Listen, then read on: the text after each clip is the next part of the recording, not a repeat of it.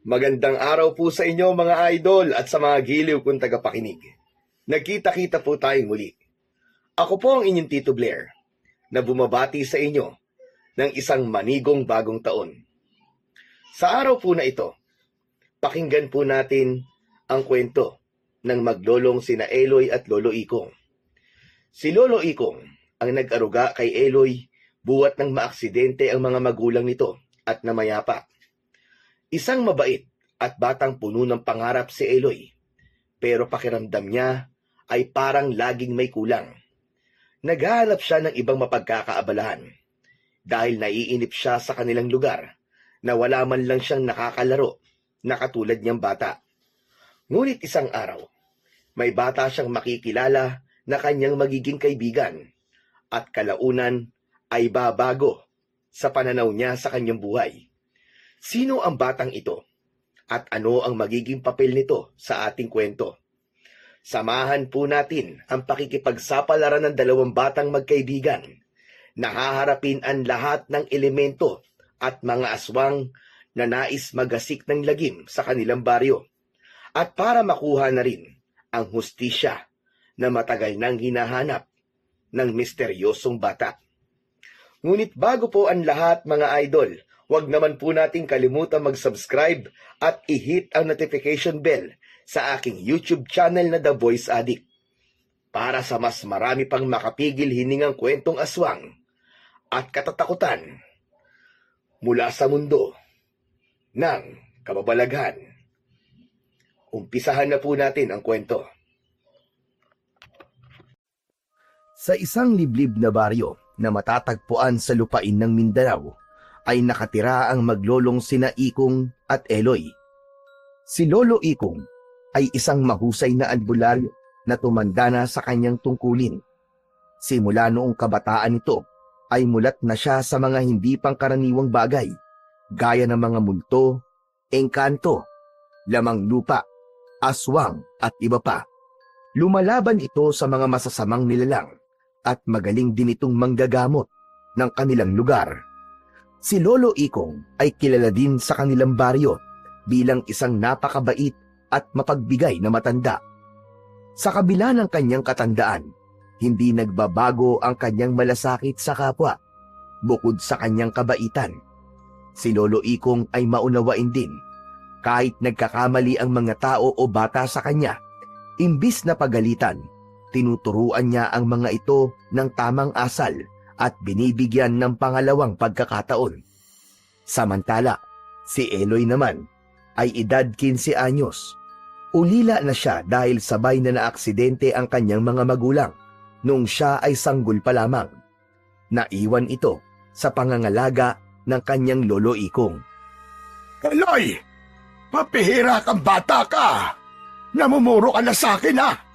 Akala mo ba hindi ko alam ang ginagawa mong pagtakas-takas sa gabi?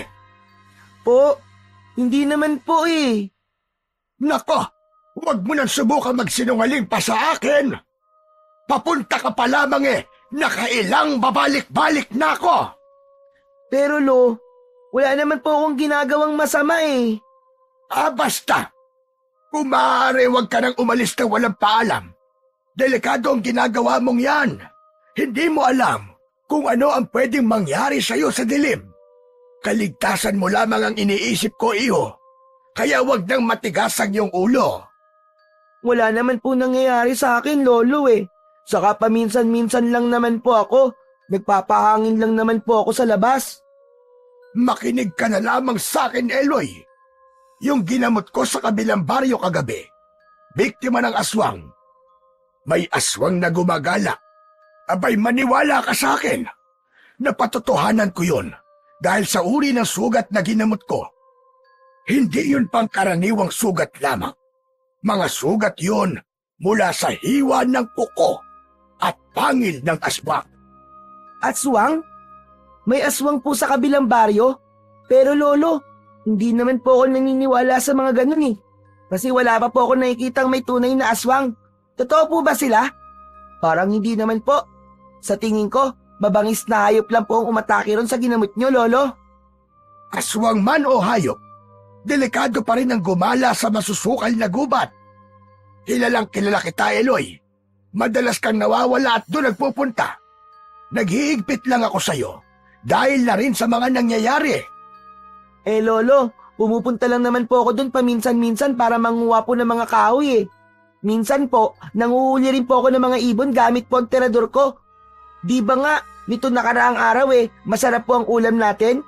Dahil po yun sa gala na ginawa ko. Ay nako! Yan ka na naman sa pagdadahilan-dahilan mo eh. Tumanda na ako sa lugar na ito, Apo. Alam ko na kung may panganib o wala. Kung may kalaban o wala. Mas mabuting sundin mo na lamang ako kaysa magaya ka ron sa sinabi kong nabiktima sa kabilang barangay. Opo, ano pa nga bang magagawa ko? Kapag sinabi niyo namang dito lang ako sa bahay natin, hindi na ako nakakaalis o nakakalabas. Wala naman po akong pagpipilian eh. Tumalikod na ang binatilyong si Eloy sa kanyang lolo. Kinuha niya ang kanyang tirador at kunwaring abala sa pag-aayos nito. Medyo nagtatampo kasi siya dahil naghihigpit na naman ang kanyang lolo kahit wala naman siyang ginagawang mali. Aminado siyang pasaway minsan pero kahit kailan hindi siya lumalabag sa utos ng matanda. Ilang segundong katahimikan, nagpasya si Lolo Ikong na lapitan ang apo upang ipaliwanag pa rito ang ibang mga bagay. Apo, makinig kang mabuti kay Lolo ha.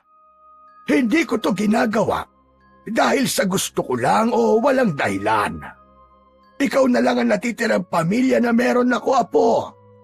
Simula nang mawala ang nanay at tatay mo, nangako ko sa kanila na aalagaan kita hanggang sa huling hininga ko. Abay, hindi may pagkakaila, Apo. Matanda na ako at ayokong mauna ka pang mapahamak kaysa sa akin. Ayokong diretsong sabihin, pero alam kong nauunawaan mo ang ibig kong sabihin. Naiintindihan ko naman po, Lolo. Minsan po nalulungkot lang din ako kasi tuwing pagbabawalan mo akong lumabas o gumala, parang ang dilim po ng mundo ko. Ang liit-liit ng kinalalagyan ko. Kapag nandito lang kasi ako sa loob, wala po akong kalaro. Wala po akong makausap. Hindi katulad po pag nasa labas ako ng bahay. Marami po akong nakikitang mga halaman, hayop, at kung ano-ano pa. Hindi naman kita sobrang pinagbabawalan, Apo. Nagkataon lang na mas mahigpit ako ngayon dahil na rin sa nasabi ko sa iyo kanina. Huwag ka nang malungkot, Apo. Hindi ako sanay na makita kang ganyan eh. Gusto mo ba? Ay kwentuhan na lamang kita. Teka, Lo, tungkol na naman po ba yan sa pag-iibigan yung dalawa ni Lola? Naku, Lo, hindi lang yata 10 beses mo na naikwento yan sa akin eh. Iba naman po. Bakit kaya hindi naman tungkol sa pagkamatay ni nanay at tatay? Hindi niyo ba po kasi nasasabi sa akin yun, Lolo? Ilang beses ko na rin po naitanong pero ayaw niyo naman po sagutin. Basta paulit-ulit nyo na lang po sinasabi na aksidente. Pero, paano pong na-aksidente? Yun ay dahil ayoko nang maalala ang masakit na alaalang yun, Apo.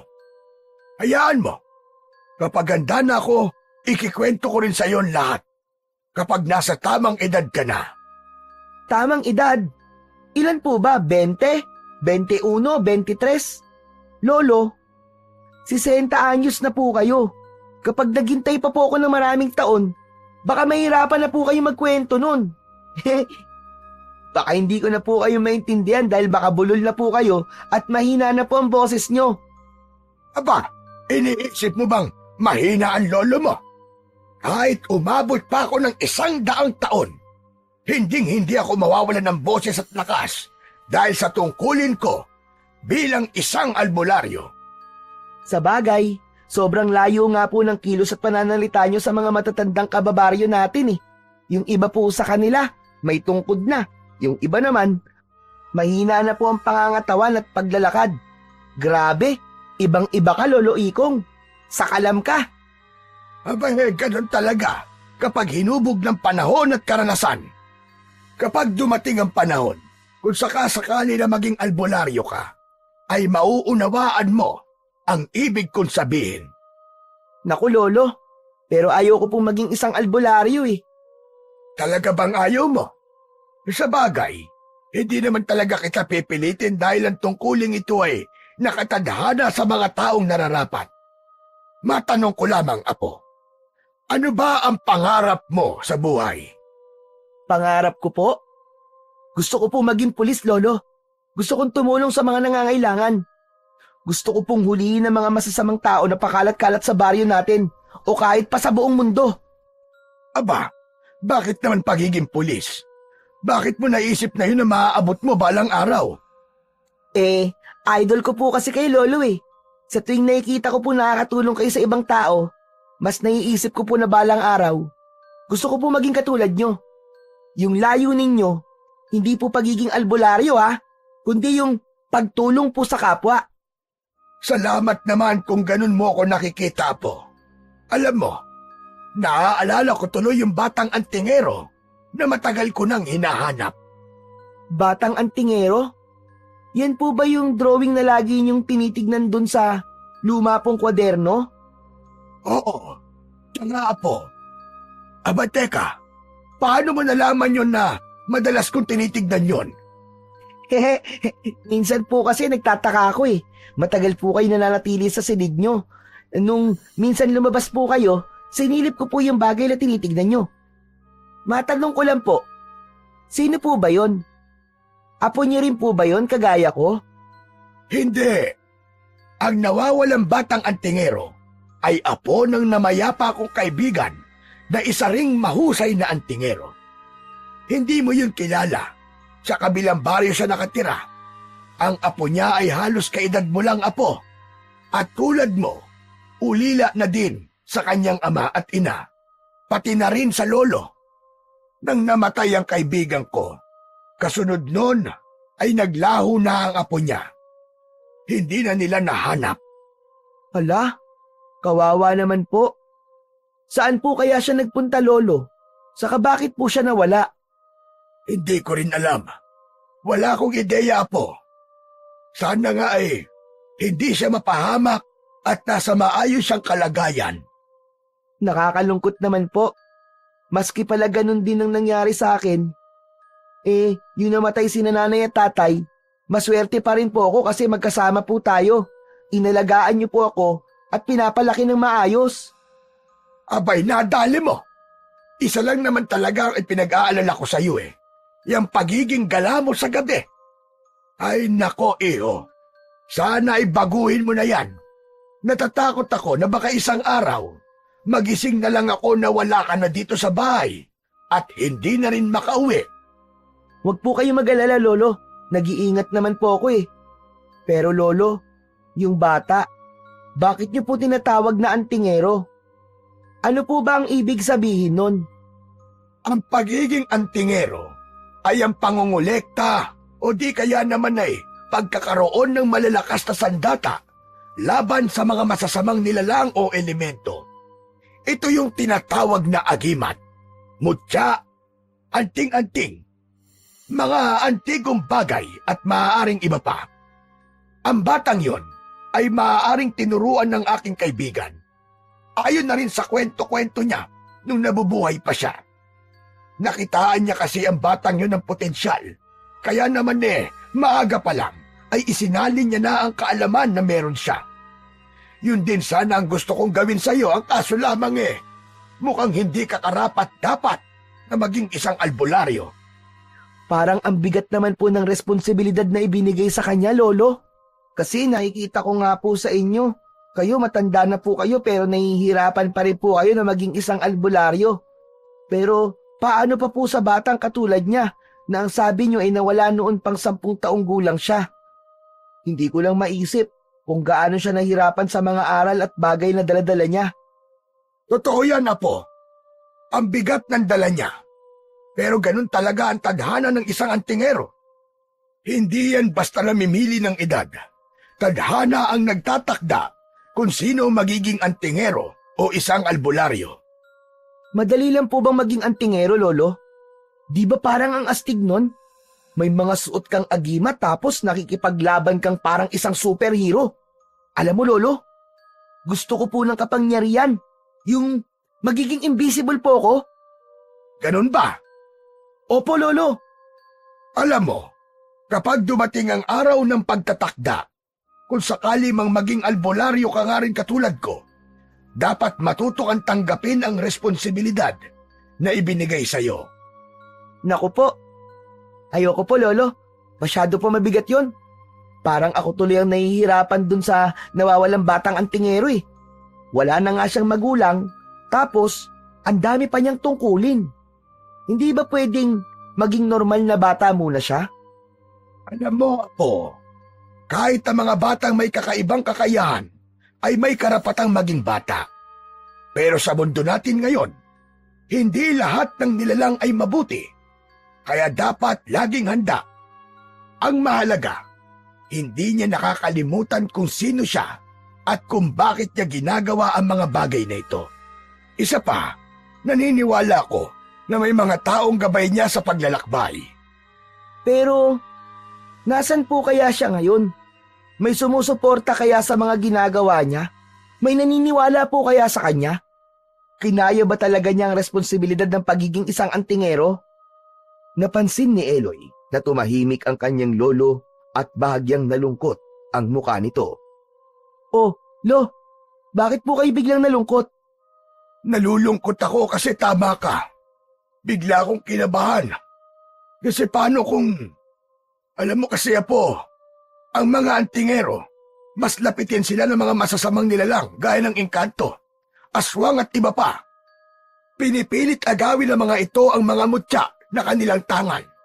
At hindi sila titigil hanggat hindi napapabagsak ang taong nagmamay-ari nito. Hala, hindi po kaya siya nawala ay dahil may masamang nangyari na po sa kanya? Yan ang isa sa kinatatakutan ko, Apo. Sana'y wag naman. Sana'y makita ko pa rin siya dahil ipinangako ko sa puntod ng kaibigan kong hahanapin ko ang kanyang apo.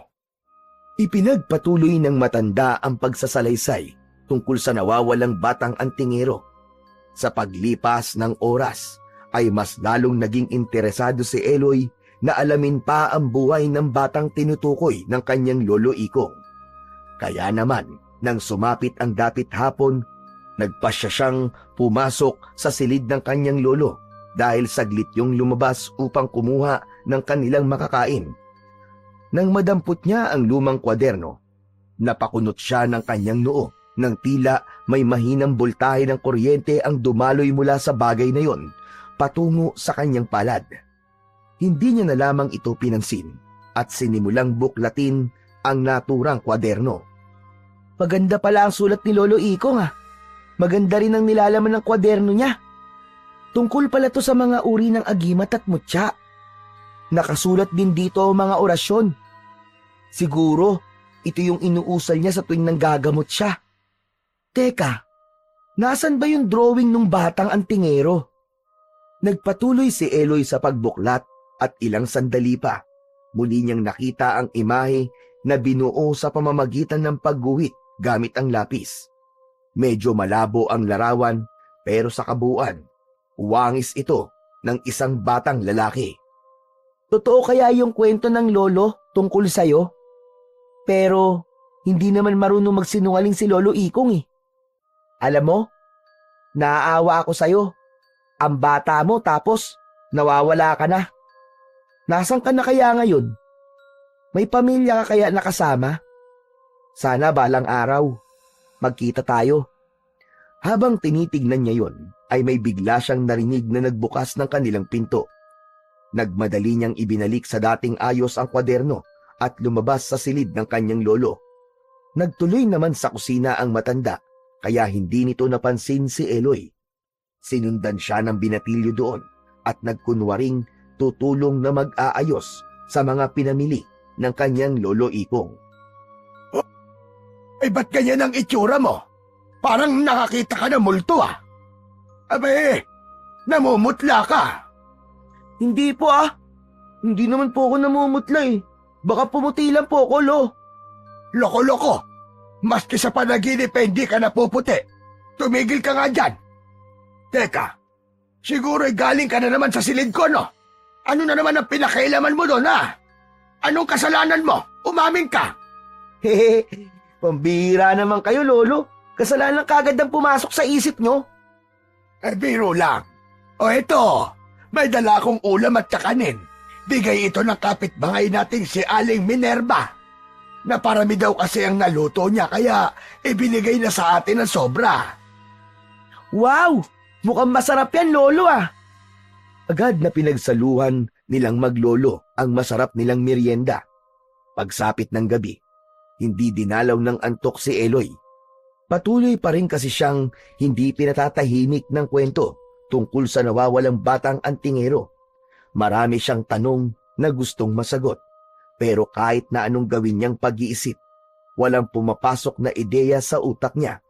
Kaya naman, nagpasya na lamang siyang bumangon mula sa pagkakahiga. Binuksan niya ang bintana ng sariling silid at naupo sa isang silya. Tumanaw siya sa labas ng bintana at nagmuni-muni. Maliwanag ang paligid ng mga sandaling yon dahil na rin sa bilog ang buwan. Ang lungkot-lungkot naman dito. Ako lang ba ang bata sa baryo namin? Wala akong makausap na kasing edad ko. Wala akong makalaro. Sana may lumipat na bagong pamilya dito malapit sa bahay na may kasamang bata. Para naman may makausap at makalaro na ako. Aba, teka, ano yun?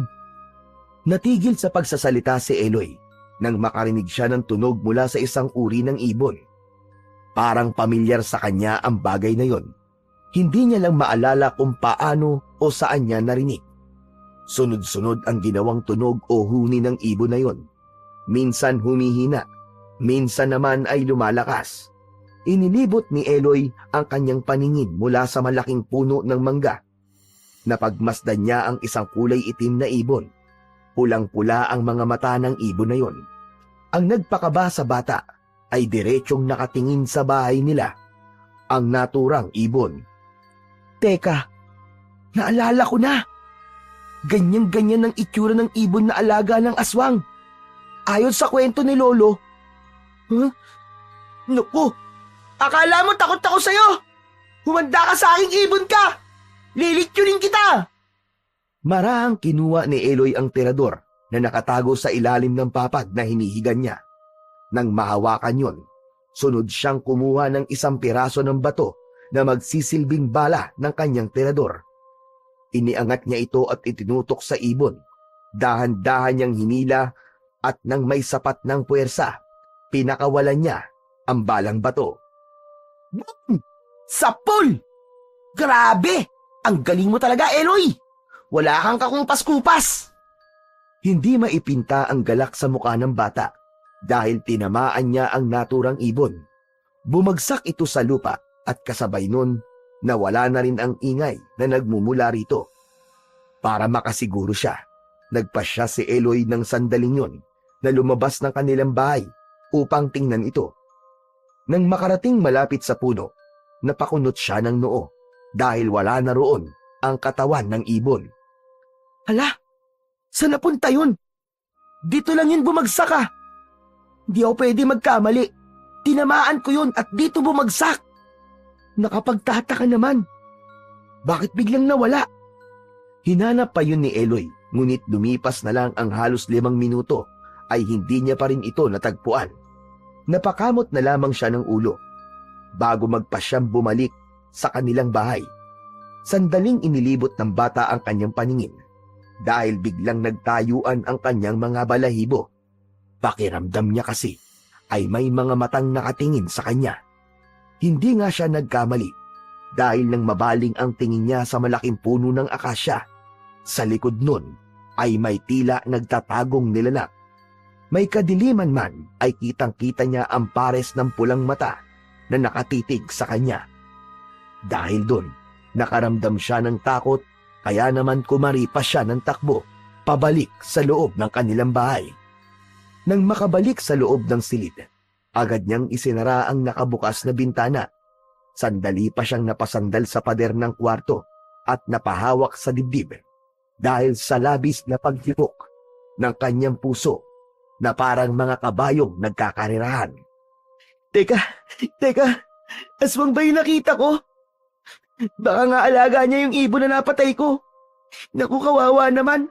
Nasapul ko yung alaga niya. Sorry kang aswang ka. Sana wag kang magalit ha. Sana maintindihan mo kung bakit ko ginawa yun. Kung sino ka man. Pagsabi niya nun, ay muli na siyang umakyat sa kanyang kama at nagdesisyon na ipagpatuloy ang kanyang pagtulog. Ayaw niya nang paulit-ulit na isipin ang mga nangyari. Makalipas lang ang ilang minuto, unti-unti na siyang nilamon ng mahimbing na tulog. Kinabukasan, nagising si Eloy sa ingay ng kanyang lolo. Pabalik-balik kasing naglalakad ang mga yabag at malalakas. Dahan-dahan siyang bumangon at lumabas ng kanyang kwarto. Nakita niya ang kanyang lolo na nag-aayos ng kanyang bag. Nakapantalon ito at nakasuot ng lumang jacket. Tila naghahanda sa isang mahalagang lakad. Olo, saan po kayo pupunta? May nagpatawag sa akin sa katabi nating baryo. Naalala mo yung nakwento ko kahapon tungkol sa ginamot ko dahil inatake daw ng aswang. Nasundan pa ang pangyayaring yon. May inatake na naman ng aswang at nasugatan. Lo, bakit kailangan pa nila kayong ipatawag? Wala po bang ibang albularyo sa lugar nila? Mamaya, baka mapano po kayo ron eh. Wala namang magaganap na paglaban sa mga aswang, apo. Pupunta ko ron upang tulungan sila, imbestigahan at usisain ang mga nangyari. Aalamin lang namin kung sino ba ang mga aswang na nanggugulo ron. Kaya huwag ka mag-alala. Malakas yata ton lolo mo. Kayang-kaya ko pa to. Kalabaw lang ang tumatanda. Tandaan mo yan. Alam ko naman po yun, Lolo. Natatakot lang po ako para sa kaligtasan nyo. Marami na po kayo na gamot at tutulungan. Pero ang isang aswang, parang nakakatakot po silang kalaban. Sanay na rin naman ako, apo. Kung gusto mo, sumama ka sa akin para hindi ka na rin mag-alala pa. Para masaksihan mo rin kung paano ako maghanap ng aswang. Naku, ayoko po. Nakakatakot naman po yun, Lolo. Dito na lang po ako sa bahay natin. Tatapusin ko na lang po yung bagong tirador na ginagawa ko. O sige, kung ayaw mo sumama ay ayos lang naman. Basta ang bilin ko ha. Walang gagala kung saan-saan.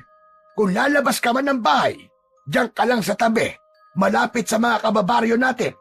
Hindi kita mababantayan kaya sana pakaingatan mo ang sarili mo, apo. Patango na lang ang naging tugon ni Eloy dahil ayaw niyang mangako sa lolo ikong niya. May iba siyang naiisip gawin at hinihintay lamang na makaalis ang matanda. Nang tuluyan ngang mawala ang matanda sa paningin niya, ay kinuha niya ang kanyang sling bag na gawa sa tela at baging. Inilagay niya roon ang bagong gawang tirador kasama ang piraso ng tinapay at inuming tubig. Pasensya na, Lolo. Hindi ko kaya magkulong sa bahay natin. Gagala muna ako at malay mo. Makasungkit ako ng pang-ulam natin mamaya. Paglabas ng kanilang bahay, una niyang binalikan ang puno ng mangga kung saan niya napatay ang maingay at nagmamasid na ibon. Gaya kagabi, hindi niya yun nakita roon. Sunod siyang pumunta sa likod ng malaking puno ng akasya. Sinuri niya ang paligid at hindi siya nagkamali. May nagtago ngang tao roon, gaya ng nakita niya kagabi. Kaya yun nalaman ni Eloy dahil rin sa husay niyang magsuri sa kapaligiran. Kumbaga, may kakayahan siyang matuntun ang mga bagay-bagay na napapadaan sa isang lugar at nag-iiwan yun ng mga bakas. Yun ang ginawa niya ng mga sandaling yun. Sinundan niya ang bakas kung saan nagtungo ang taong nakita niya. Yun nga lang, pagdating malapit sa malaking sapa ay nawala na ang mga bakas. Ano yun? Lumangoy siya sa sapa? O kaya naman tumawid? Sayang. Gusto ko pa namang malaman kung sino siya. Malakas ang kutob kong aswang siya. Sunod na nagtungo si Eloy sa masukal na gubat ng kanilang baryo. Marahan siyang naglakad at nagmasid upang maghanap ng ibon na pwede niyang tiradurin. Hindi naman lahat ng ibon ay pinapatay niya dahil alam niya naman kung alin doon ang makakain at alin ang hindi. Ilang sandali pa, napangiti siya nang mapagmasdan ang isang malaking uri ng ibon na nakadapo sa puno ng nyog. Ayos! Kung siniswerte ka nga naman! Inihanda ni Eloy ang kanyang tirador at piraso ng bato. Dahan-dahan niyang hinila ang goma at itinutok ang armas sa malaking ibon. Ipinikit niya ang isang mata upang mapuntirya ito ng mabuti. May padila-dila pa siyang ginawa dahil nasasabik sa masarap na ulam na maiuuwi niya. Ilang segundo pa nang bitiwan niya ang dulo ng gomang may bato, natamaan niya ang malaking ibon. Halos magtatatalon si Eloy sa sobrang tuwa. Hindi na siya nag-aksaya pa ng oras at mabilis na pinuntahan ang binagsakan ng ibon. Wala na itong buhay dahil direkta yung tinamaan sa ulo. Pasensya na, ibon ha. Kailangan ko lang talaga ng masarap na ulam eh. Pwede ba akong manghingi niyan? Kapag naluto mo na. Sino ka? Habang naghihintay ng sagot, ay agad niyang pinasadahan ang batang kaharap. Marungis ito at puno ng putik ang kanyang katawan. Payat ito, pero mukha namang malakas ang pangangatawan dahil maliksi itong kumilos palapit kay Eloy. Nakakagulat ka naman. Akala ko kung sino ano na. Pasensya ka na. Nakita kasi kita kanina at narinig ko na naghahanap ka ng mapapatay na ibon. Sinundan kita dahil gusto ko sanang humingi. Ilang araw at gabi na kasi akong hindi kumakain eh. Ano? Hindi ka pa kumakain? Teka, nasa na ba ang mga magulang mo? Wala na akong mga magulang. Mag-isa na lang ako sa buhay. Isa akong palaboy. Walang bahay, kung saan-saan ako abutan ng gabi. Di ako matutulog. Talaga ba? Naku, nakakaawa ka naman. Siya nga pala. Ako nga pala si Eloy. Ikaw, anong pangalan mo? Ako naman si Elias. Alam mo, parehas tayo. Wala na rin akong mga magulang. Pero may lolo ko. Siya ang nag-aalaga sa akin. Alam mo, mabuti pa eh. Ihawin na natin to. Maghahanap na lang ulit ako ng iba para may uwi sa lolo ko. Iihawin mo na? Tapos bibigyan mo ako? Oo naman. Bakit naman hindi? Alam mo kasi, ang sabi ng lolo ko, pakainin daw ang mga nagugutom at painumin ang mga nauuhaw. Saka, mas kailangan mo to kaysa sa akin. Napakabait mo naman. Napakaswerte mo rin. Dahil kasama mo pa ang lolo mo hanggang sa ngayon. Siguro tama ka, maswerte nga ako. Pero minsan, malungkot pa rin. Dahil wala na akong nanay at tatay. Tama ka. Alam ko ang pakiramdam na yon. Teka. Bago natin ituloy ang usapan, tulungan mo muna akong linisin at alisan ng balahibo tong ibon na nahuli ko. Doon tayo, malapit sa may sapa. Para may panlinis tayo at para na rin presko ang hangin. Halika na, malapit lang naman yun dito eh. Pagdating nila sa gilid ng sapa, sinimulan niyang alisan ng balahibo ang nahuling ibon. Matapos malinis ang ibon, ay naghanda naman si Eloy ng panggatong. Gamit ang 2 piraso ng kahoy, kiniskis niya ang mga ito upang makalikha ng friksyon na siyang magdudulot ng init at apoy. Matapos makalikha ng apoy, itinusok nila ang ibon sa payat na kawayan at sinimulang ihawin. Habang umiikot ang ibon sa apoy, napansin ni Eloy ang kasamang bata. Tila takam na takam ito at halata sa muka ang matinding gutom. Mukhang gutom na gutom ka talaga, Elias ah. Konting tiis na lang at maluluto na ito. Oo, Eloy. Mukha kasing masarap eh. Sa amoy pa lang natatakam na ako. Matagal na akong di nakakakain ng ganyang kasarap. Ngumiti si Eloy at inisip kung gaano kahalaga ang simpleng pagkain para sa batang ito. Naisip niyang sa kabila ng kanilang sitwasyon, may mga bagay pa rin na maaaring ipagpasalamat. Nga pala, kung di mo mamasamain, pwede bang malaman kung saan ka nakatira dati? Malapit lang dito. Hindi rin ako masyadong lumalayo dahil hindi ko naman lubos na kabisado ang probinsya natin eh. Ikaw, pwede ko bang malaman kung saan ka nakatira? Gaya mo, hindi rin ganun kalayo ang bahay namin ni Lolo rito. Nilakad ko lang ang papunta dito. Mabuti ka pa, may nauuwi ang bahay. Samantalang ako... Napansin ni Eloy ang lungkot sa tinig ni Elias nang sabihin nitong wala siyang nauuwi ang bahay. Naisip niyang sa kabila ng kanilang pagkakaiba, pareho silang may mga pinagdadaanan sa buhay. Nagdesisyon siyang magpakita ng malasakit at pag-unawa sa bago niyang kaibigan.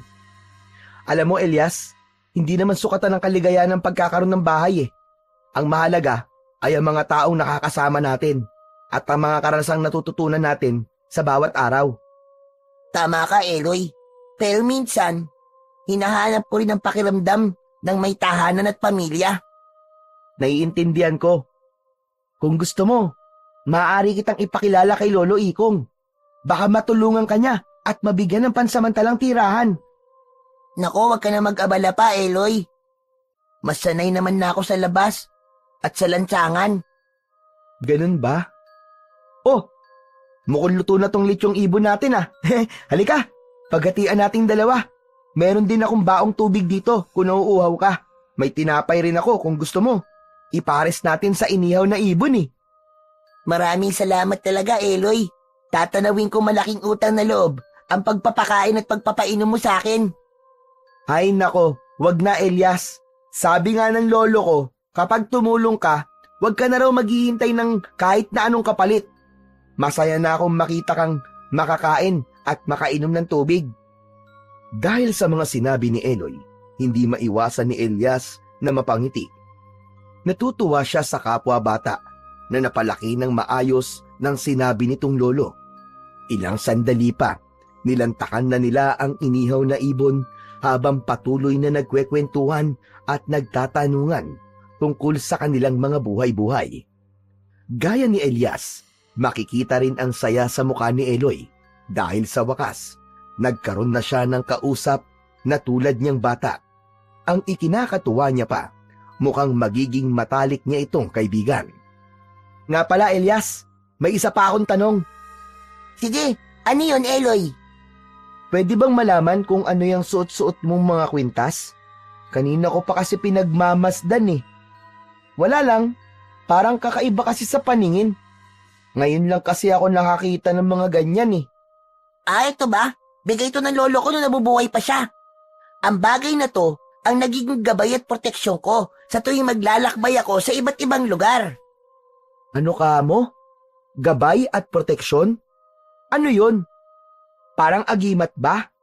Oo, tama ka, Eloy. Parang ganun nga. Wow! Alam mo, ang gaganda ng mga agimat mo. Parang magandang suotin. Hindi maiwasang mamangha ni Eloy dahil sa mga tinuran ni Elias. Pinagmasdan niya muli ang mga kwintas na sinasabing agimat. Isa doon ang labis niyang nagustuhan. Hugis bilog ang bagay na yon, nakakulay ng isang ginto. May imahe yon na parang triangulo at may parang mata sa bandang gitna. Bukod doon, kapansin-pansin ang mga letrang nakaukit sa pinakagilid ng kwintas. Mga simbolong hindi maintindihan ni Eloy. Sa totoo nga niyan eh, marami pa akong ganito. Mahilig kasi ako mangolekta, lalo na nung nabubuhay pa ang lolo ko. Siya kasi ang nagturo sa akin kung paano ito nakukuha eh, nagagamit at kung ano ang kaya nitong gawin. Ibig sabihin, parang may powers ka? Parang ganun na nga, Eloy. Alam mo, Elias, para kang si Lolo Ikong. Mahilig din siya mangolekta ng mga bagay na may kakayahan o parang may kapangyarihan. Sa totoo nga niyan eh, lumalaban din siya sa mga masasamang nilalang gaya ng engkanto, lamang lupa, o kaya aswang. Teka, base sa mga sinabi mo, isang albularyo ang lolo mo. Oo, at hindi lang isang albularyo, kundi magaling na albularyo. Nakakatuwa naman. Alam mo ba, ang tingero naman ng namatay kong lolo. Gaya ng lolo mo, lumalaban din siya sa mga masasamang nilalang. Biglang nahinto sila sa kanilang pag-uusap nang makarinig sila ng mga yapak na papalapit sa kinalalagyan nila. Nang tingnan nila kung saan nagmumula yon, nakita nila ang isang matandang babae. Ngunit napahinto rin yun nang magtama ang paningin nito at paningin ni Elias. Tila bahagyang nanlaki ang mga mata ng matanda at natakot sa batang may tangan ng agimat. Dahil dun, nagpa siya itong tumalikod at mag-iba ng direksyon. Oh, Saan pupunta yun? Bakit parang umiwas siya sa atin? Kilala ko matandang yon. Ilang beses ko na siyang nakakasalubong eh. Sa totoo nga niyan, minsan ko na rin siyang nakasagutan at muntik pang makaaway. Talaga?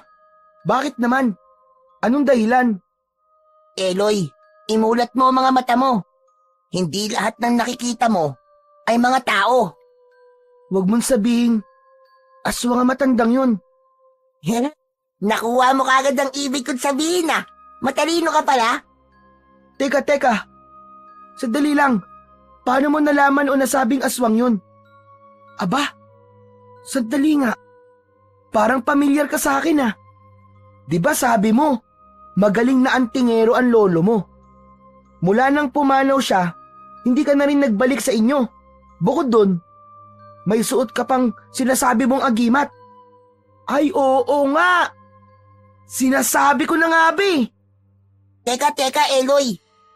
Anong ibig mo bang sabihin? Hindi kita maintindihan eh. Bakit parang bigla na lang sumigla ang aura mo? Ikaw ang nawawalang batang antingero na matagal nang hinahanap ni Lolo. Halos napatakip ng bibig si Eloy sa tuwa dahil kumpirmado niya ngang ito ang batang tinutukoy ng kanyang lolo Ikong.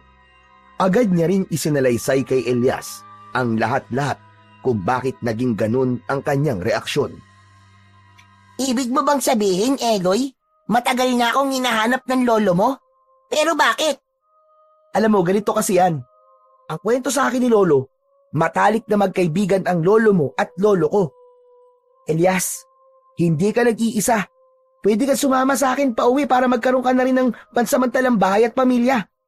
Pwede tayo maging magkaibigan. O kaya naman, kung papayag ka, pwede tayo maging magkapatid. Masaya ako sa mga sinabi mo. Natutuwa ako dahil may mga tao pa palang may pakialam sa akin. Pero Eloy, pasensya ka na. Hindi ko talaga matatanggap ang alok mo. Ha? Bakit naman? Ayaw mo ba magkaroon ng maayos na matutulugan at... Sasabihin ko na sa'yo ang totoo, Eloy. Hindi ako basta palaboy-laboy lang. Isa akong antingerong naghahanap ng hustisya para sa pagkamatay ng aking lolo. Napuno ng pagtataka at pag-aalala si Eloy sa mga sinabi ni Elias. Hindi na lubos maisip na ang batang kasama niya ay may ganitong mabigat na misyon.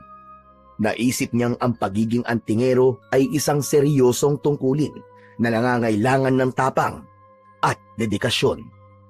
Habang iniisip ang mga ito, naalala ni Eloy ang mga kwento ng kanyang lolo Ikong tungkol sa mga antingero, mga taong nagtataglay ng mga agimat o anting-anting na nagbibigay sa kanila ng kakaibang lakas at proteksyon. Ang mga agimat na ito ay karaniwang ginagamit upang labanan ang kasamaan at ipagtanggol ang mga naaapi. Sa kabila ng kanyang murang edad, si Elias ay tila pasan ang bigat ng mundo sa kanyang balikat.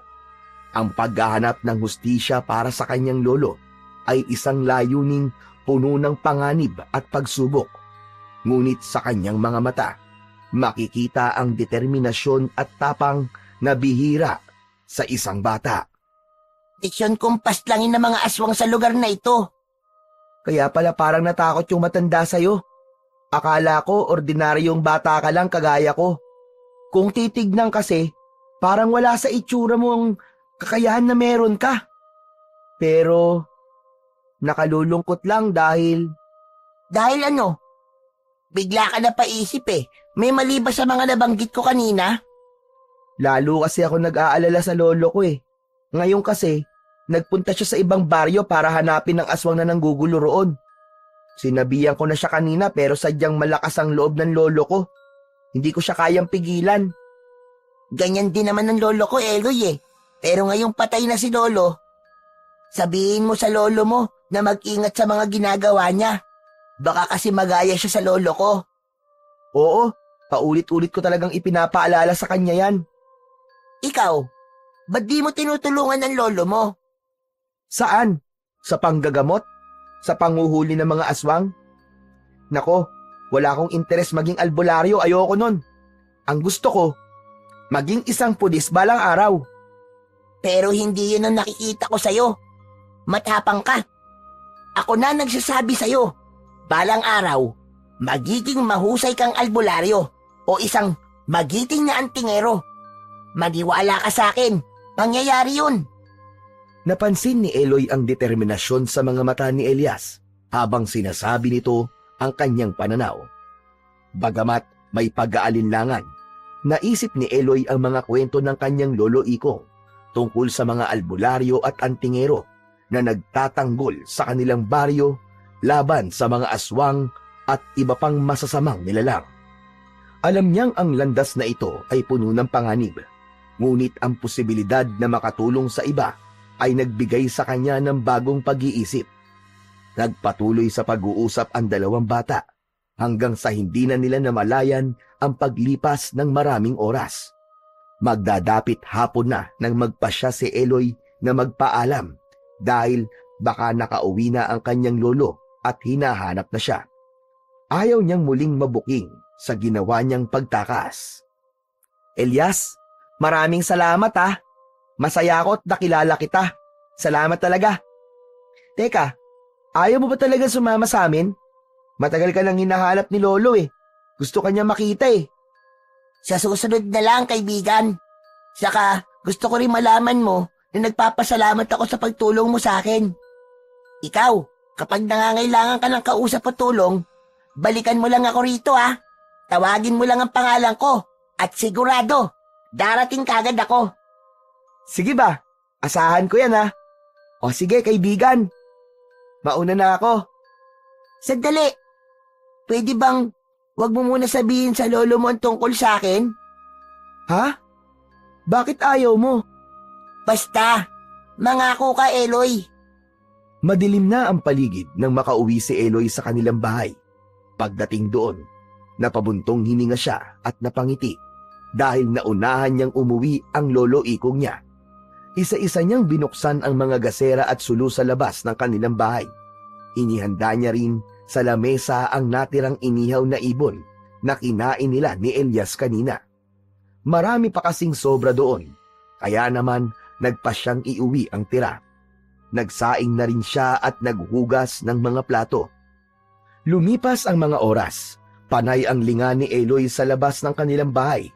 Dahil ng mga sandaling yon, hindi pa rin nakakabalik ang kanyang lolo. Bakit kaya ginabi ng todo ngayon si Lolo? Parang kinakabahan ako ah. Ay, naku naman. Umuwi na sana siya. Di ako makakatulog nito sa sobrang pag-iisip eh. Tinakpan na muna ni Eloy ang mga pagkaing nasa lamesa para hindi siya makaramdam ng pagkainip. Nagpasya siyang lumabas na muna ng bahay at naupo sa mahabang silya na naroon.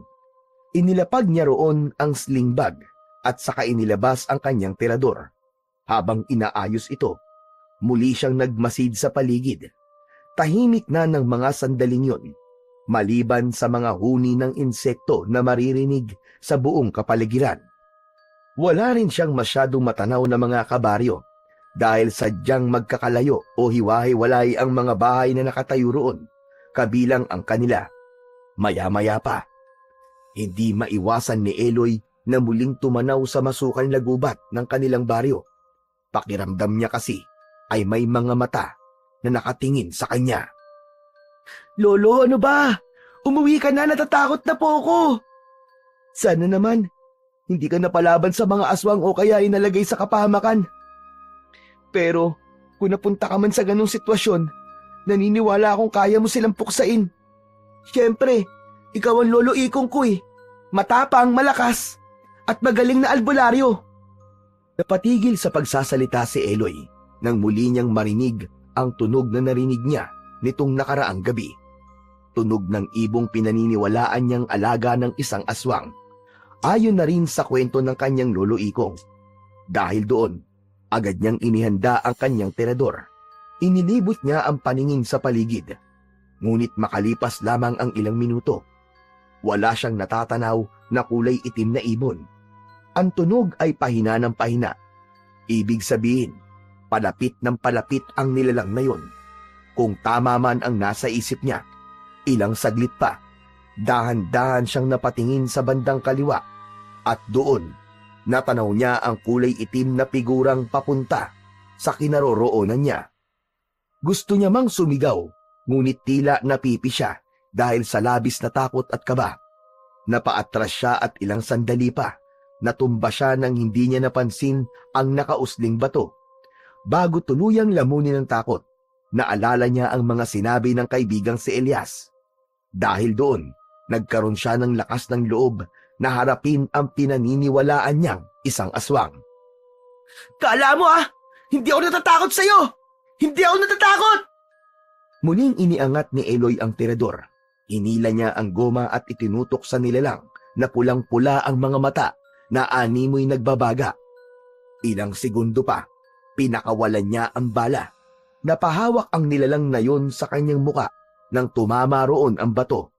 Halos mapaungol pa ito dahil sa sakit na nararamdaman. Napatayo at napangiti si Eloy. Muli siyang dumampot ng mga bato at sunod-sunod na pinatamaan ang naturang aswang. O ano? Ayaw mo lumayas Sige, sisiguraduhin kong magsasawa kang sundan at sugurin pa ako! Muli nga itong pinuntirya ni Eloy. Habang ginagawa yon, paatras naman ng paatras ang aswang. Tila natakot ito sa tirador at tapang ng bata. Nabaling lamang ang tingin ni Eloy nang marinig niya ang pagtawag ng kanyang lolo. Eloy! Ano ginagawa mo rito sa labas? Gabing-gabi na Lolo, meron po kasing aswang! Hala, teka, saan napunta yun? Nang muling ibalik ng bata ang tingin sa direksyong kinalalagyan ng aswang, wala na ito ron. Napakunot na lamang siya ng noo. Alam niyang hindi imahinasyon lang ang mga nangyari kanina.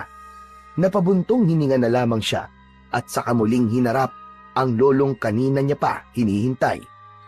Lolo, bakit ngayon lang po kayo umuwi? Kanina pa po ako naghihintay at nag-aalala sa inyo Nagkaroon kasi ng kainan sa baryong pinanggalingan ko. Nahuli namin ang aswang kaya naman nagkaroon ng munting salo-salo. Hala, talaga po? Grabe, ang galing talaga ng lolo Ikong ko. Ay sus, nambola pa ang apo ko. Halika na, pumasok na tayo sa loob. Ang lamig-lamig na rito sa labas. Mamaya magkasakit ka pa. Tumango si Eloy bilang pagsang-ayon. Bago tuluyang pumasok sa loob, sandali niya pang pinagmasdan ang kapaligiran sa labas. Seryoso siyang nagmasid roon.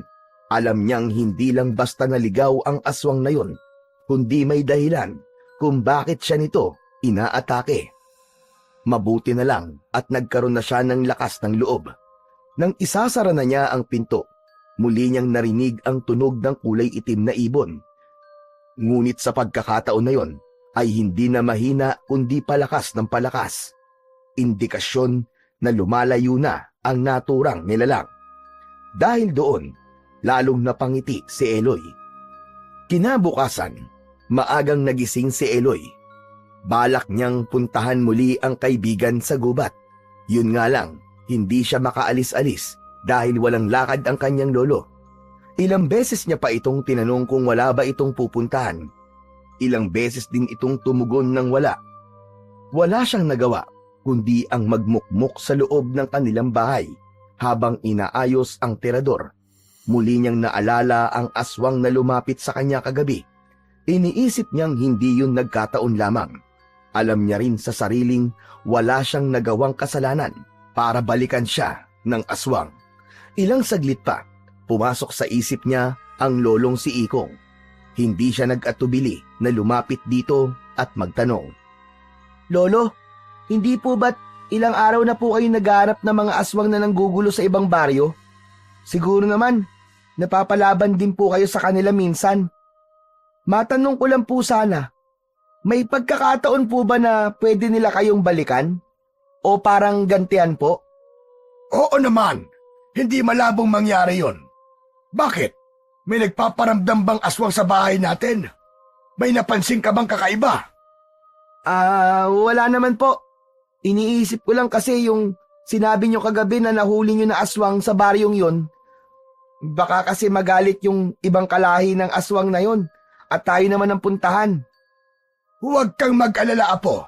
Kung mangyari man yon, Hindi ako papayag na magalaw o masaktan kanila. Kayang-kaya kitang ipagtanggol. Naku lolo, kahit hindi na po. Maniwala po kayo sa akin. Kayang-kaya ko na po ngayon ang sarili ko. Madaling sabihin ang ganyang pananaw. Pero maniwala ka sa akin, Apo. Kapag nakaharap ka ng isang aswang, ay baka maihi ka pa sa salawal mo. Hindi kaya lolo. Kagabi nga meron akong, baka yun ang mangyayari lo. Base po kasi sa mga kwento nyo, mukhang nakakatakot po ang mga aswang eh. Talagang nakakatakot nga, Apo. Gusto mang isalaysay ni Eloy sa kanyang lolo ang paglabang ginawa niya sa mga aswang kagabi. Ngunit hindi niya maituloy dahil nag-aalala siyang baka lalong maghigpit ang matanda sa kanya.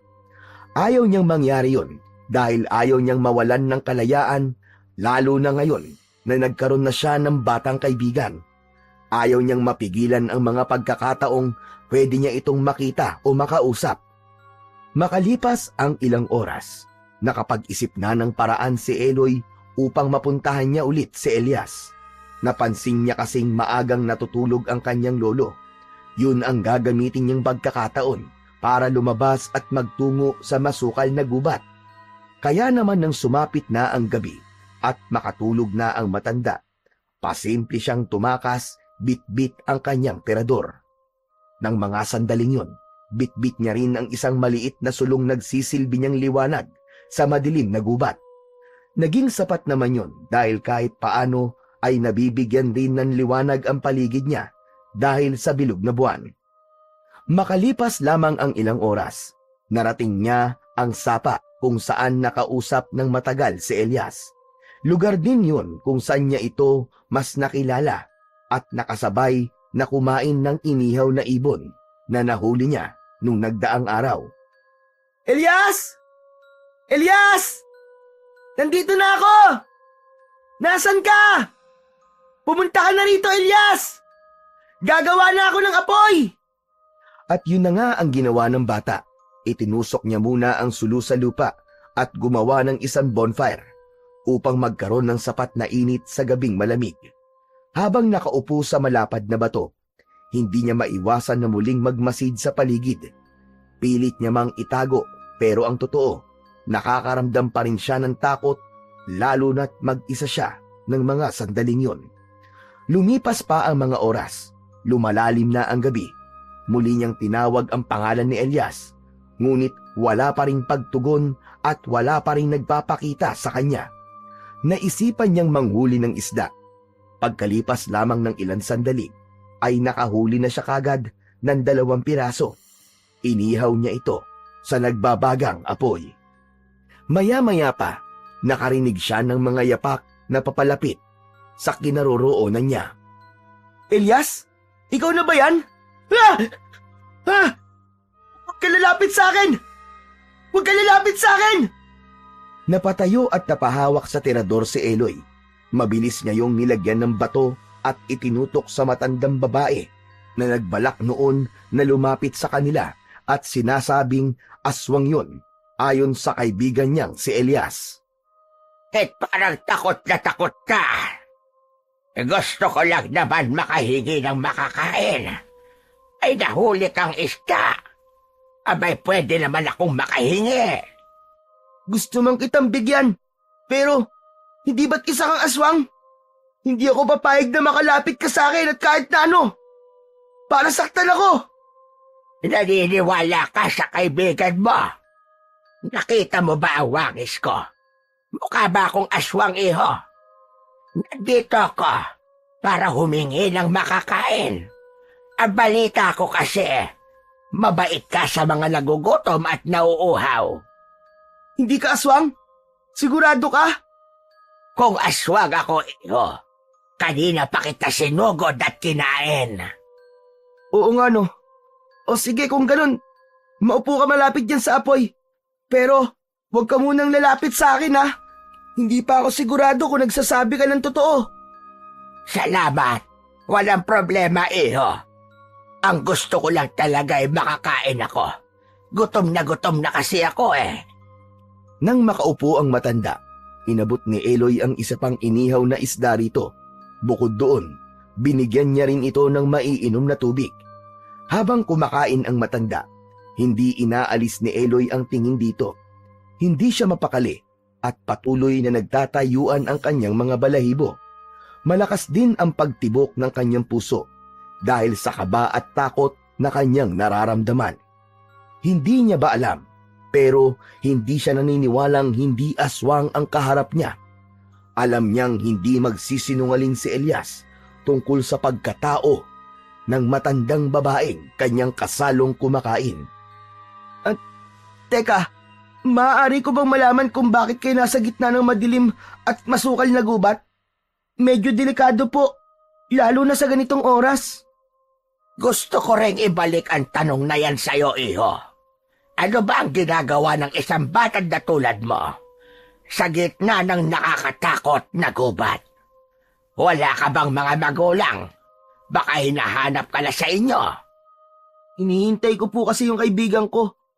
Yung kapwa bata ko nagsabing, aswang po kayo. Si Elias pa. Pinagbibintangan lang ako ng batang yon. Hindi porket pinagsabihan ko sa noong nakaraang linggo, aswang na kagad ang turing niya sa akin.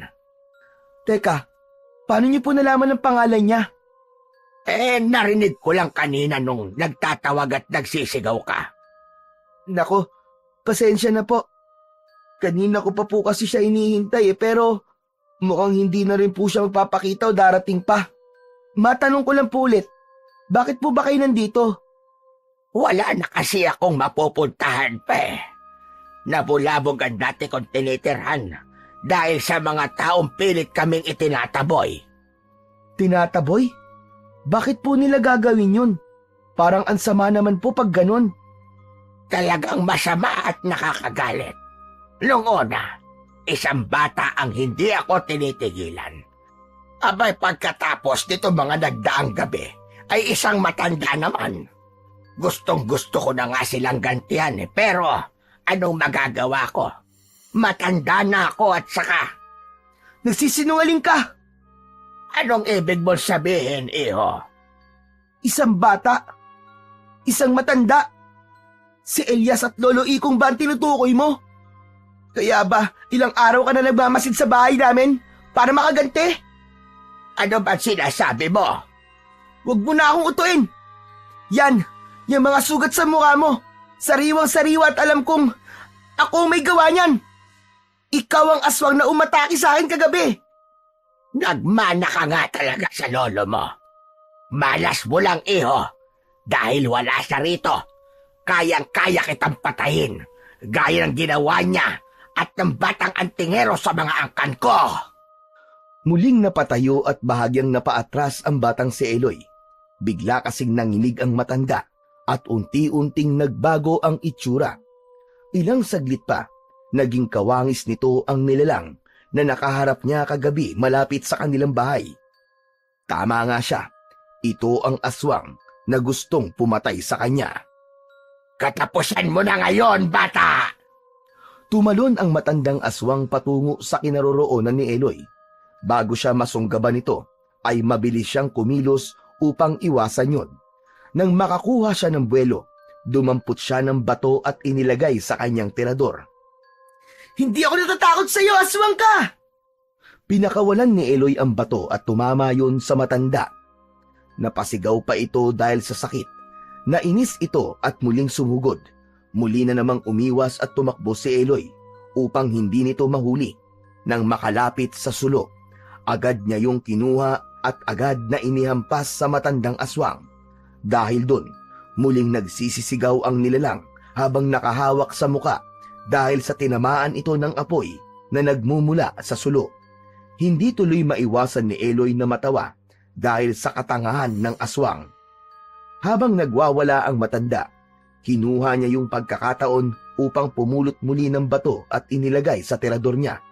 Itinaas niya ang armas at muling pinakawalan patungo sa muka ng aswang. Nang tamaan ito, tila nahilo yun at nawalan ng balanse. Natumba at saktong napunta sa bonfire na binuo ni Eloy kanina. Nagsisisigaw ang matanda habang unti-unting nasusunog sa mainit at naglalagablab na apoy. Nako, hindi ko kasalanan kung bakit ka napunta dyan ha. Pero dapat lang sa iyan. Masyado ka mapanakit. Inunahan lang kita. Walang puwang ang mga halimaw na katulad mo sa mundo. Nabaling ang atensyon ni Eloy sa itaas na mga puno nang makarinig siya ng sunod-sunod na palakpak na nagmumula roon. Muli siyang napangiti nang makita ang taong kanina niya pa hinihintay. Ilang sandali pa, tumalon ang bata papunta sa baba, sa harapan niya mismo.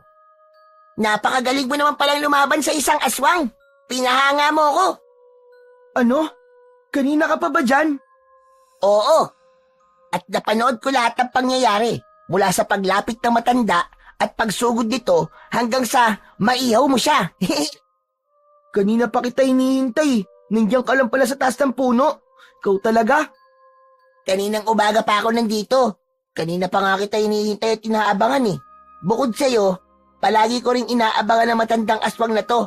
Akala ko matatakot na siya mambiktima. Baliktad pala. Sunod ka pa niyang Yan ang napapala ng mga ayaw manahimik.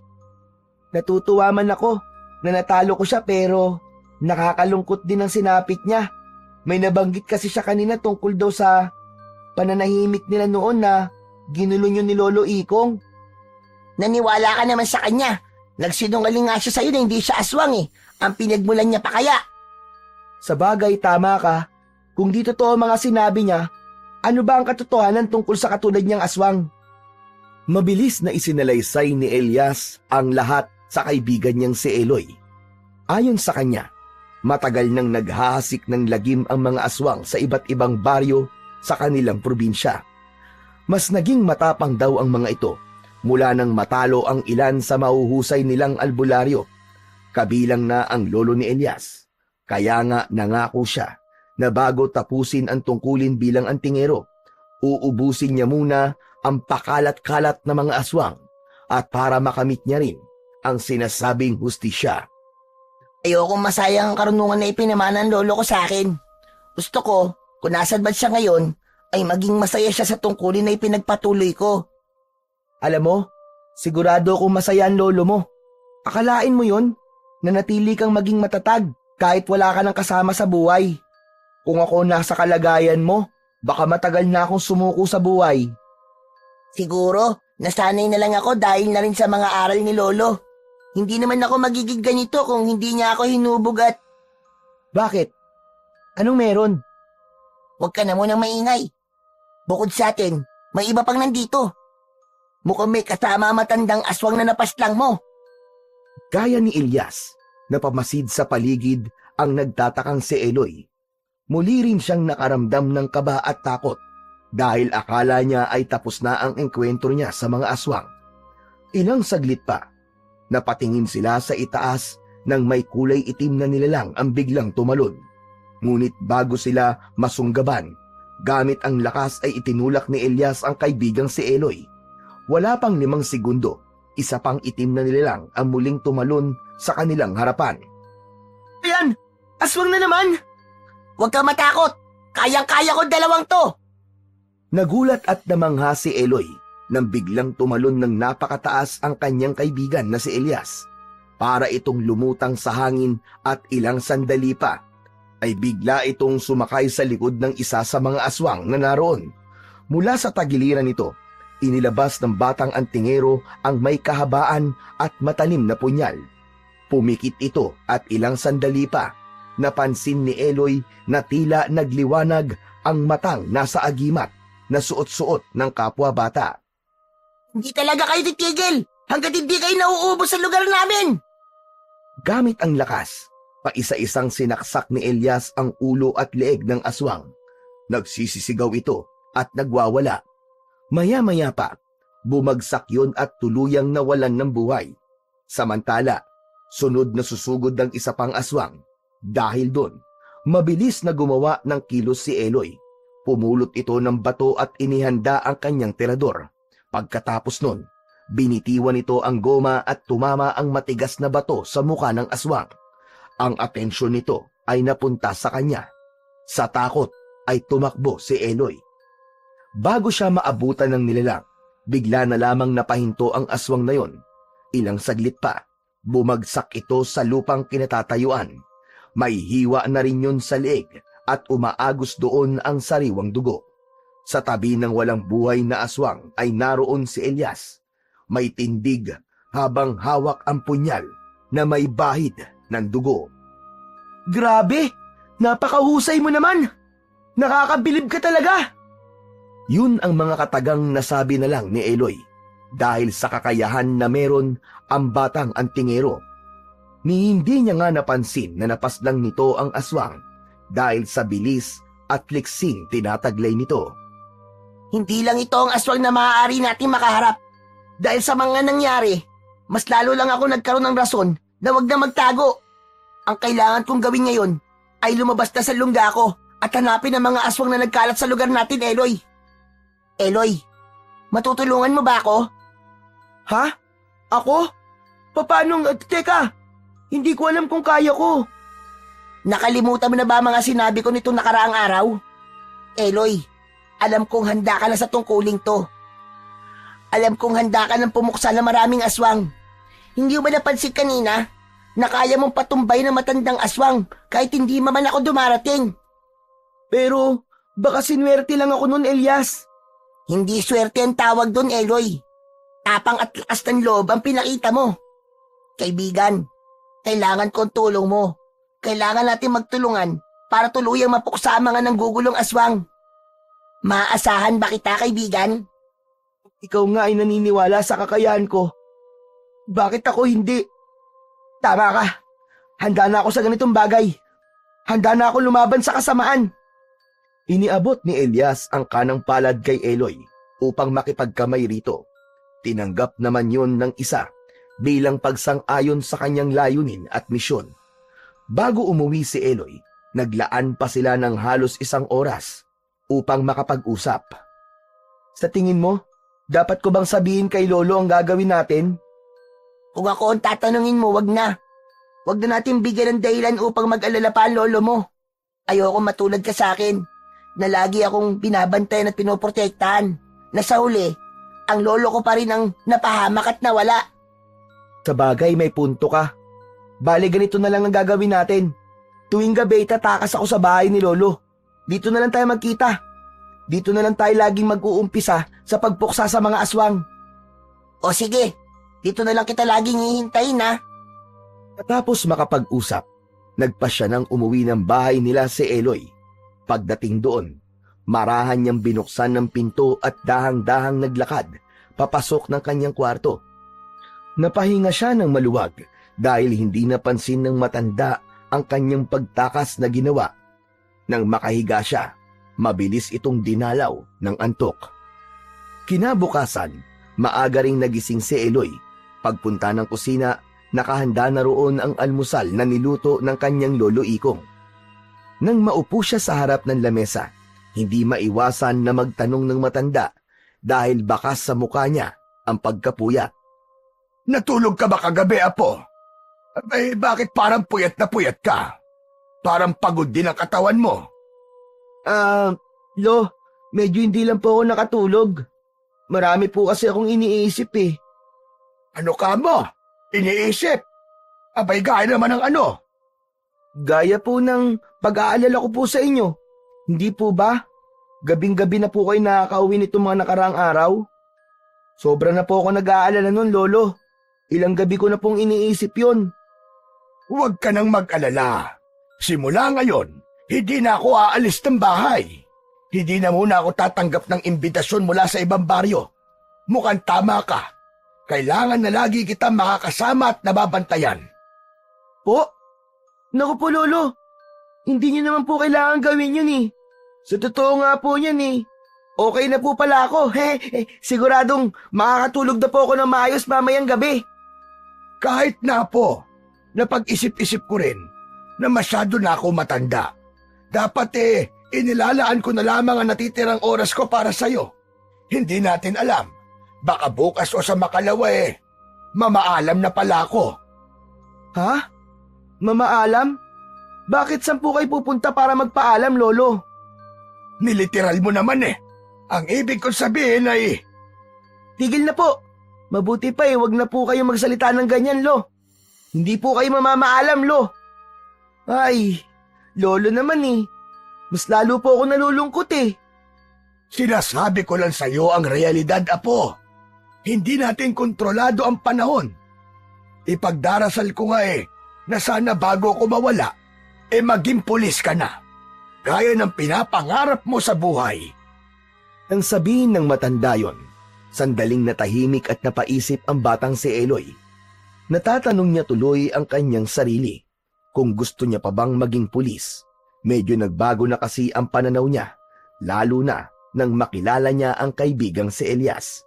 Binigyan siya nito ng inspirasyon na sumunod sa yapak ng kanyang lolo Ikong. Sa paglipas ng mga oras, nagpatuloy sa pag-uusap ang maglolo. Sadyang iniiba na lang din ni Eloy ang usapan upang hindi malaman ng kanyang lolo ang muling pagtakas-takas na ginagawa niya tuwing gabi. Pagsapit ng gabi, yun na nga ang nangyari. Nang makatulog na ang kanyang lolo, ay palihim at marahan siyang lumabas ng kanilang bahay. Makalipas ang halos 1 oras, muli siyang nakabalik sa pinag-usapang tagpuan at doon naabutan niya ang naghihintay na si Elias. Handa ka na ba? Hindi pwedeng matapos ang gabing to nang wala tayong napapatay o napupuksang aswang. Handang-handa na ako, Elias. Sinimulan na ng dalawa ang paggalugad sa gubat na yon. Nang walang makita ay tumuloy sila sa isang liblib na lugar. Doon sila muling nakatagpo ng aswang. Palaging sabik si Eloy na makitang ginagamit ni Elias ang kanyang mga agimat. Manghang-mangha siya sa ginagawa nitong mga kilos. Napakalakas ng kapangyarihang tinataglay nito. Kaya nitong magbigay ng bilis, liksi, lakas, tapang at marami pang iba. Mga bagay na nagagamit ni Elias upang tapusin kahit pa ang pinakamalalakas na mga kalaban. Nasundan ang gabing yun. Sa tuwing makakatulog ang lolo Ikong nito, ay siya namang pagtakas muli ng batang si Eloy. Sa bawat gabi ng kanilang pagkikita, higit sa 3 aswang ang napupuksa nila. Kaya naman, unti-unti ring nagkakaroon ng kapayapaan sa kanilang lugar. Gaya ng mga unang laban, manghang-mangha pa rin si Eloy sa kaibigan niyang si Elias. May pagkakataon pa nga na muntik nang makagat si Eloy ng aswang, ngunit mabilis at malakas yung nasipa ni Elias para itong liwanag na biglang sumusulpot sa madilim na gabi. Nang matapos sa 10 gabi ng kanilang misyon, nagpasya ang dalawa na ipagdiwang ang kanilang maliit ngunit masayang tagumpay. Tamang-tama lang din dahil nakahuli ng 2 malalaking ibon si Eloy gamit ang kanyang tirador. Gaya nung una nilang pagkikita, inihaw niya yun na talaga namang nagdudulot ng mabangong amoy. Nang maluto nga, ay agad nila yung nilantakan. Ang lakas pala talaga ng agimat na suot-suot mo, no? Marami nang ipinakilalang mutya ang lolo Ikong ko, pero ibang-iba ang bagay na dala mo. Bilib na bilib talaga ako sa'yo, Elias. Talaga? Alam mo, mabisa ito kasi nagmula ito sa di pangkaraniwang lugar. At ako lang ang nagmamay-ari nito sa probinsya natin. Bakit? Saan nyo ba nakuha ang agimat na yan? Maniniwala ka ba, Eloy, kung sasabihin ko sa yung nagmula ito sa baryo ng mga aswang? Ano ka mo? Baryo ng mga aswang? Nakakatakot naman sa lugar na yun. Pakiramdam ko lahat ng nakatira doon aswang. Ibig bang sabihin nun lumaban muna kayo sa napakaraming aswang bago nyo nakuha ang agimat na yan? Oo, ganyan na nga. At talagang nahirapan kami ni Lolo na makuha ito. Sa pagkakaalam ko, hindi ito pagmamayari ng mga aswang o kahit sinong Pilipino. Ayon kay Lolo, dala ito ng mga mananakop na minsan ang tumuntong sa lupain natin. Kumbaga malayong lugar talagang pinagmulan nito. Hindi na ako magtataka. Kung titignan mo, ibang mga salita at simbolo nakasulat dyan. Matanong ko lang din, Elias, anong pakiramdam kapag suot-suot mo yan? Normal lang. Parang wala namang kakaiba Saka lang naman kasi ito gagana kapag kailangan ko na. Halimbawa, sa tuwing may makakaharap tayong aswang, ay para na ako nitong binibigyan ng kakaibang lakas, liksi, bilis, at kung ano-ano pa.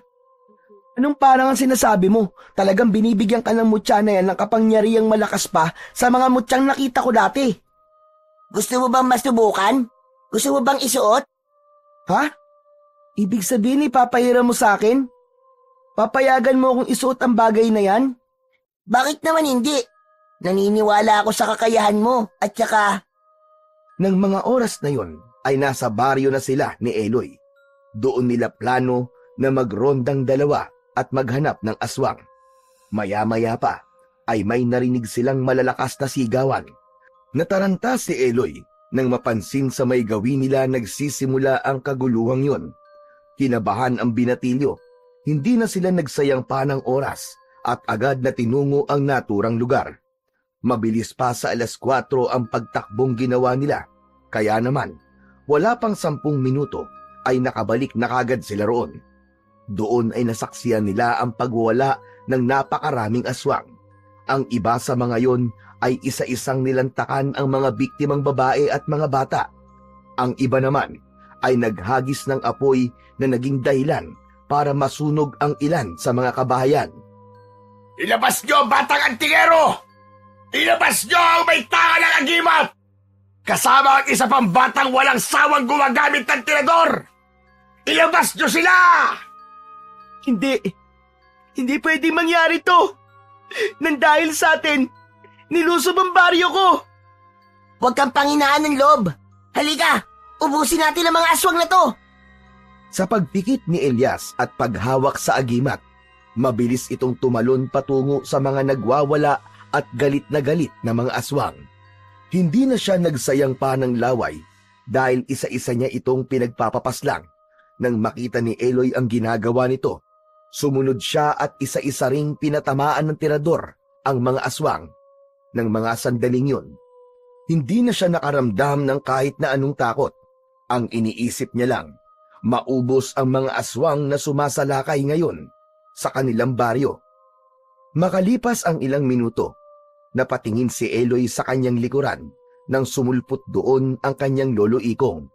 Nagtataka itong napatingin sa kanya habang hawak ang mahabang punyal na nagsisilbi rin itong sandata. Eloy! Akala ko'y naroon ka sa kwarto mo! Abay, anong ginagawa mo rito? Mahabang kwento po, Lolo. Unahin muna nating maubos ang mga aswang na ito. Maubos? Abay, teka! Kailan ka pa natutong lumaban sa... Sandali lamang! Naguguluhan ako, Apo! Nang dahil po sa kanya, Lo. Nang dahil po sa nawawalang batang antingero na may tanga ng agimat. Nandito po ang matagal nyo nang hinahanap, Lolo. Nagtataka at naguguluhang tiningnan ni Lolo Ikong ang batang itinuturo ng kanyang apo. At doon, nasaksihan ng mga mata niya ang husay ng batang antingero. Kitang-kita niya kung paano nito isa-isahing tapusin ang mga mababagsik na aswang. Siya nga yun! Ang nawawalang batang antingero! Halika, Apo! Tulungan natin siya! Yun nga ang ginawa ng maglolo. Kasama si Elias, unti-unti nilang pinagpapapaslang ang mga aswang sa kanilang baryo. Dumanak ang maraming dugo, kasabay ang mga bangkay mula sa panig ng mga masasama at mabubuti. Makalipas ang ilang minuto, natapos na ang madugong digmaan.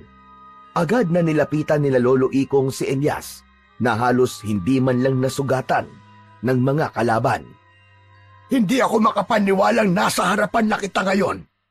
Mula nang mamatay ang lolo mo, na matalik kong kaibigan, halos araw-araw kitang hinahanap. Akala ko ay tuluyan ka nang nawala. Yung pala matatagpuan ka rin ng apo kong si Eloy. Masaya akong nakita na kita. Maraming salamat po. Tapos na po matagal niyo ng paghahanap sa akin. Kasabay nun, tapos na rin po ang misyon ko bilang isang antingero. Nakamit ko na po ang hustisya at wala na pong dahilan para pa magpatuloy ako sa aking tungkulin. Sandali lang, hindi ko maintindihan. Bakit? Bakit ka titigil? Dahil natagpuan ko na po ang susunod sa aking yapak. Eloy, ikaw mo magpapatuloy ng layunin at tungkuling sinimulan namin. Marahang hinubad ni Elias ang suot na agimat. Ang tila lumang kwintas na may nakakabit na makintab na bato sa dulo. Tahimik siyang lumapit kay Eloy at may pagmamalasakit na isinabit yon sa leeg ng kaibigan. Isuot mo ito, Eloy. Iingatan ka nito palagi. Bulong ni Elias habang nakatingin sa kanya. Pagkadampi ng agimat sa balat ni Eloy, agad niyang naramdaman ang kakaibang init na dumaloy sa kanyang buong katawan. Parang may bumalot na hindi maipaliwanag na lakas at kapangyarihan sa kanya na animoy isang baluti. Naramdaman niyang biglang gumaan ang kanyang pakiramdam at tila nawala ang takot at pangamba sa kanyang dibdib. Nakangiti si Elias habang pinagmamasdan ang kanyang kaibigan. Tinapik din siya ni Eloy sa balikat. Yan. Bagay na bagay sa'yo, kaibigan. Elias, bakit mo ibinigay sa akin ang agimat mo? Hindi ko na kailangan sagutin ang tanong na yan, Eloy.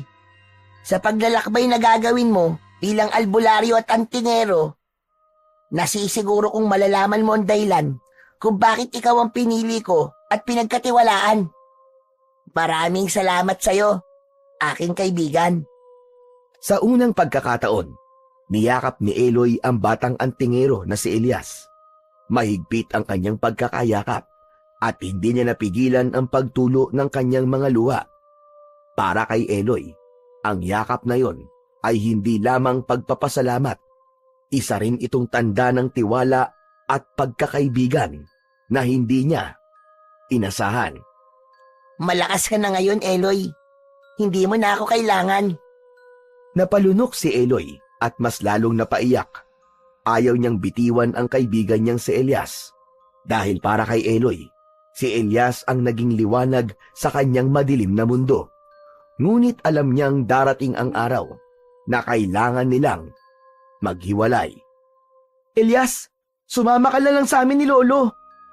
Sinabi ko na sa'yo, sanay na ako sa lansangan eh. Ayoko na makaabala pa ng ibang tao. Sino ba nagsabing abala ka sa amin maglolo? Nangako ko sa lolo mo, naaalagaan kita. Hindi na po kailangan, Lolo. Salamat po. Hayaan niyo po. Bibisita na lang po ako paminsan-minsan sa inyo.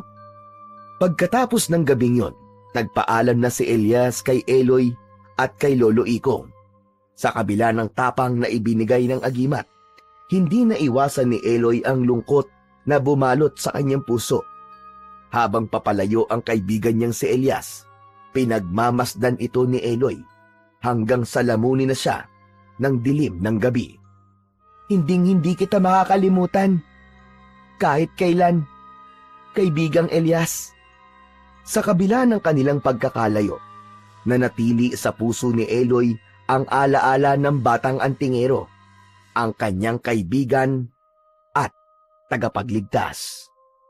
Sa paglipas ng mga araw, buwan at taon, ay tuluyan na ngang nakamit ng kanilang baryo at probinsya ang pangmatagalang kapayapaan. Lalo na at naroon si Eloy na handang lumaban sa tuwing maghasik ng kasamaan ang mga alagad ng kadiliman. Natupad na ang sinabi ng batang antingero. Si Eloy ay naging isang mahusay na albularyo at isang magiting na antingero.